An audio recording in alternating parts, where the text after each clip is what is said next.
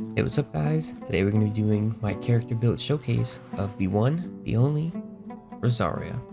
Rosaria is a really fun character because she does really well in both like cryo, support, and physical. So like, there's a couple different ways you can build her and a couple different ways you can utilize her to the fullest extent of her abilities. So starting off, I'll show you the number stats. 50% crit rate is extremely low, but hey man, I have high crit damage, that's all that matters. But in all seriousness, she, like, technically speaking, every character will benefit from high crit rate, but Rosaria will benefit the most from high crit rate. And from the moderately high crit rate I have, you can tell she's not running the Blizzard Strayer. But she is packing 231 extra defense, so be on the lookout for her, guys. She's tanky. But she does want more crit rate than other characters because she provides all these different buffs and gets a couple of like other benefits other than like, you know, higher chance of doing high damage. So it's very imperative that you build it with high crit rate as much as possible, up to 100. But I had to make some sacrifices. I had one like bad piece that doesn't have crit rate, so that's why she suffers. She could be in like the 60s, but life doesn't work out all the time, man. You just gotta deal with it. So yeah, of course, 90, and we have the alternate skin on because I don't want this video to be banned in China or something. The weapon, we have the Staff of Homa. Staff of Homa doesn't have like a crazy effect on her, but it has a crazy high base attack and crit damage. That's 1000% why I have it and why I have it on her. Looks pretty decent on her too. It matches a little bit over the red and the black. And like if only like her like, crown thing and the staff was like similar color, it would look really cool. This is like matching your weapon with your outfit in like Dark Souls. It's always like close but not quite there. So the effect reads, HP is increased by 20%, which is useless.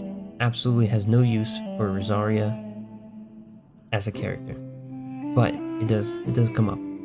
Additionally, provides an attack bonus based on 0.8% of the wielder's max HP. When the wielder's HP is less than 50%, this attack bonus is increased by an additional 1% of max HP. So, even though it gives you HP that's useless, it gives you a buff on your attack for having HP. So it's like a double buff, so you can't really complain about it. It's always handy to have some HP. You just never know when you might get hit or something, you know, nonsense happens, like the wolves or their sheer cold, whatever can happen. It's always nice and handy to have. The less than 50% HP thing doesn't really pop up that often, but if you keep it in your mind and she gets low on HP and you're not really in a rush to heal your other characters, but you know you can keep her alive, you get an additional attack bonus. So it's like whatever. There are definitely some like alternative weapons. You can run Primordial Jade's Winged Spear on her, especially since it has crit rate. It has a low amount, but she does do a lot of attacks, so you can get the stacks for that pretty easily. You could run the Staff of Scarlet Sands because it has pretty high crit rate as well. 44% is a lot of crit rate. So if you're building it for like a support and you want like a bunch of crit rate, pretty solid. You can run the catch on her, of course. Everyone runs the catch. Every pole arm character could run the catch, and even if they're not a pole arm character, they probably want to run the catch and they probably dream about it. Golf and Lightning, probably not. But more 4 stars. Damn, I don't have that many. Favonius Lance, you probably run it if you're building more support, but I probably wouldn't go with that. Maybe if you're like really low and you don't really have that many options, yeah. The top of my head, I can't think of another pole arm you would run on her. Maybe there's like a free-to-play one I don't have that's like decent, but for the most part, this is probably decent. I'm not gonna read all that. But for the most part, those are the ones you want to run with. The artifacts I run on her are 2-piece Bloodstain. You could obviously run 2-piece Pale Blood or Pale Flame. Yeah, Pale Flame for the double physical damage bonus. And I run 2-piece Noblesse I originally ran two-piece physical damage and then two-piece ice or cryo bonus, but I went with Noblesse because it seemed like more fun. No, I went with it because it increases the damage by the burst by a bit more, and sometimes she's not like the main DPS, so it's handy to have that additional little bit of damage from her burst, because her burst is very important. It's one of the most important parts of her kit. You could run like a couple of different variations of artifacts depending on what you want to go for.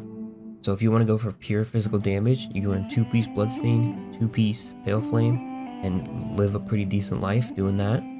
You could also run, like I said, two-piece physical damage, two-piece ice damage, or you could run four-piece Noblesse, because that, when you use her burst and you provide a buff, you provide two buffs from her burst and from Noblesse.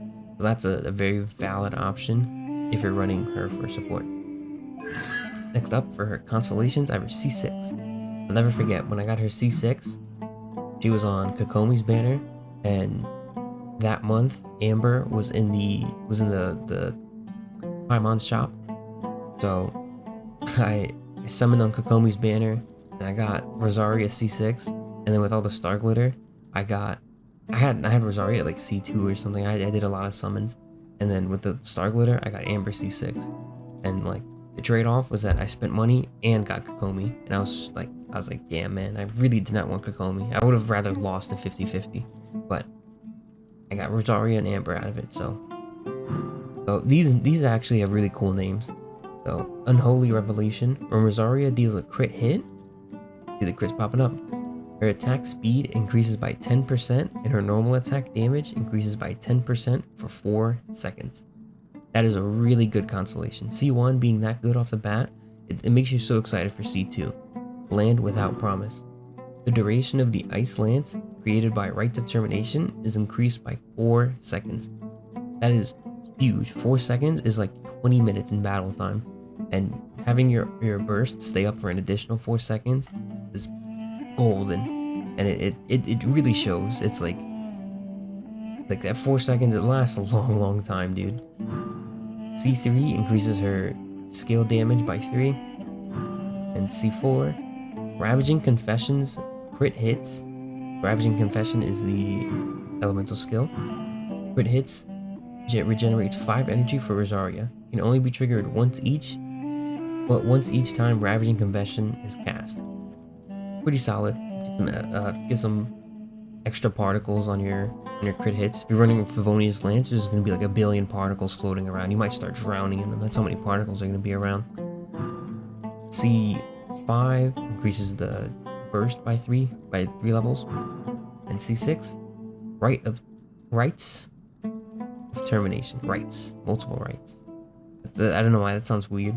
Rites of Termination is attack and decreases opponent's physical defense by 20% 10 seconds.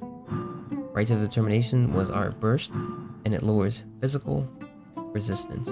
So it makes you lean more towards the physical build for Rosaria. That's perfectly fine. She does the physical role pretty well. For her, I guess I should recommend constellations. I would obviously recommend C6. She's been out for so long. If you've been playing since the beginning, you most likely have several constellations, or maybe even all of her constellations. If you're a newer player, like you've got to at least have C2. Her burst is big. Like it's like that extra 4 seconds. It really makes a difference, and it's really vital. Like you gotta at least have C2. Like all of these are like very important, especially if you're doing like a physical build. But if you just want a support Rosaria for like crit increase, go with C2. The least amount you need. More doors and more options open up for the more constellations you have, but support C2 is all you need, man. And if you're supporting a physical DPS unit, then C6 like really goes in. For her talents, eats across the board. Technically these two are 11 because, you know, the constellations, but whatever, man, don't bully me about it. Her C1 or her talent, her first talent, normal stuff, attack damage, whatever. If you want to look at the numbers, it's all here. I'm not reading all that. I went to public school. Next up is Raging Confession, which is her elemental skill. Rosaria swiftly shifts her position to appear behind her opponent, then stabs and slashes them with her polearm, dealing cryo damage. This ability cannot be used to travel behind opponents of a larger build. So she literally like hits the opponent with the nothing personal kid and just like hits him from behind. Pause. And it's simple. It's literally just that. There's a little bit of, I think it's like yeah. So these numbers are like the first hit, and then the main hit. So it's like one little slash and like a big hit, and then 6-second cooldown. 6 seconds on a cooldown is like, it might as well be -2 seconds. It might as well give you time to do it again, because it's like so fast. By the time you use it, it's basically already done. It's a bit of an exaggeration, but definitely something to really keep an eye out and just keep using, because it repositions you a little bit, which can help you dodge attacks and just get out of like weird situations, or if they're like jumping you in like a weird way, and you can like get around them and like start like positioning yourself in a better spot. Really cool stuff. Really fun. Next up is Rites of Termination, which is her burst. Rosaria's unique take on this prayer ritual. I read it weird first. Rosaria's unique take on this prayer ritual. First, she swings her weapon to slash surrounding opponents. Then, it's a colon and another colon. Is weird. Then, she summons a frigid ice lance that strikes the ground. Both actions deal cryo damage. Remember that. Take notes. You will be tested on this. While active, the ice lance periodically releases a blast of cold air, dealing cryo damage to surrounding opponents. So you throw down her burst, and it does some initial damage while it's out here being presented, and then while it's out there and presented, it ticks over time and does little ice explosions. The numbers are here. Skill damage at level 8, of course. I don't have the Mora, and I don't have the books for it. I gotta go to the library or something. So the skill damage is 198 and then 289 on the big hit, on the icicle, the giant spear coming down, and then over time does 251 per tick. Pretty decent.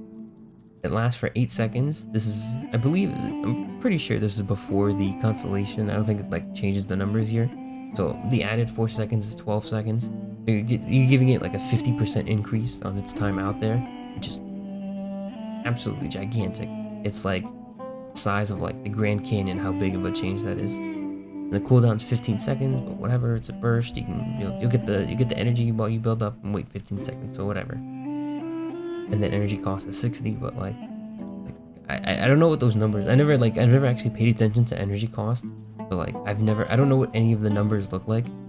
I don't know what 60 energy looks like. Like how many, like, is that like 2 quarters and a dime? Like I really don't know. Like I'm really clueless about that. But it sounds like it's whatever. It's because I've never had an issue with her building burst, and she also has the constellation that increases at crit hits on her skill, increases like particles. So it's just never something that pops up for me. Now this, very important. This is what makes this ascension talent is what makes Rosaria extremely useful in every team comp. When Rosaria strikes an opponent from behind using Ravaging Confession, Rosaria's crit rate increases by 12% for 5 seconds. I was completely off. It's the next one that is very important. But this one is really good too. This one's very important. Like you just have so many, like, you have so much crit on Ravaging Confession. The one that I'm mistaken for. This is the very important talent that makes everything come together.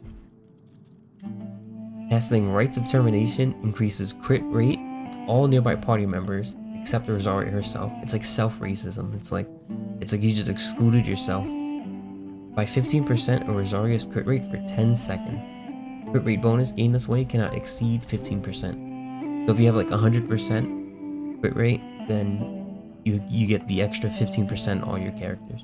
And if you have another cryo character, then like you just have all this crit rate that you're increasing it by. So if you have an ice DPS character, if you have like an Ayaka, actually I prefer Eula, because Shenhe would be better than Rosaria for Ayaka, but Rosaria's still a good option. Of course, she's 4-star, which makes her a lot easier to access. But I think Eula really benefits from Rosaria, because you get the extra crit rate from her burst. Her burst decreases physical damage, and you increase her crit rate from the elemental resonance and from having the burst up. So Rosaria for increasing crit, pretty amazing. And on top of that, you can inflict ice and cryo, affect them with cryo. So if you have like a melt team or something, then you crits, and there's so many options. There's so much you can do with her because of how good she is. And lastly, we have Nightwalk, which I never realized is a heal because she wears at night. 18 to 6 increases the movement speed of your own party members by 10%. Does not take effect in domains, trounce domains, or spiral abyss. Not stackable with passable talents that provide the exact same effects. Player at night if you're playing outside, but that's really it. It's not like insanely crazy or anything, but maybe it comes up. Maybe there's like a crazy event that's like outside and at night, and you can utilize this. So the way I built her is that she can support herself. So if I have I say that, and then I immediately am gonna follow it up with, if I have another character to support her with electro damage, like Shinobu over here, then, or with electro application for superconduct, then she takes care of everything else. She's gonna increase her crit with her burst. She's gonna decrease physical damage. She can hit some pretty fat numbers because of all that stuff going on all at the same time, and all the buffs being provided. So she can be the main DPS of the party, or she can be like a support while also being like a DPS. So she can support another character, mainly like I like using it with Eula a lot for the like extreme amount of like crit rate increase that I get. I mean, she's only at 50%, so she provides an extra 7.5% crit rate. That's, hey man, that 7.5 goes a long way. You wouldn't be sad if you got 7.5 additional crit rate on one of your pieces, would you? Artifact pieces. And you know, the elemental resonance, of course. And I also like how her burst lasts for like quite a while, and it has like quite a few ticks, because I feel like sometimes I don't get the proper cryo application with Eula. Like I don't know how long off the top of my head superconduct lasts, but I feel like it's not enough. So I like having her burst up to make sure like everything is active at all times for like Eula to hit the maximum possible number with Rosaria. So that's the role I play her, or the roles I play her, because I built her to be versatile for whatever situation may occur. Maybe Eula goes down and Rosaria is now the hard hitter, and like she can't fill Eula's boots, but she can certainly walk a few miles in them. There's quite a few characters that you can use with her as well. You can use a variety of like electro characters: Shinobu, Raiden Shogun, Official, like any electro support character. You can use Shenhe if you want to buffer. Like you can build like a cryo Rosaria, or you can build like a super cryo Rosaria with Chongyun. That'd be pretty goofy. Like her C6 would be pretty much useless. But yeah, you can do stuff like that. I mainly rock with Eula, because everything works out together. Everything like fits perfectly. You know, you have these two. You have a cryo character, and you can run like Bennett for more buffs, or you could run like a shield character if your electro character isn't Beto. Probably like I don't like using Beto that much with them. I don't think she fits too well. But there's plenty of options. And Bennett's always a good choice for buffs and heals and all that. Yeah, I think I went over everything I try to go over. I stated the potential other ways you could build her and whatnot. But yeah, this is my Rosaria, and I hope you guys take some inspiration from her. And I hope you guys have some cool Rosaria builds. I'd love to hear it down in the comments. Let me know what you guys think of my build, how much it sucks or how it's the greatest Rosaria build that's ever existed. And thank you guys for watching. Make sure to check out some of my other builds or some of my other tier lists. One or the other, maybe both, hopefully both. And take care.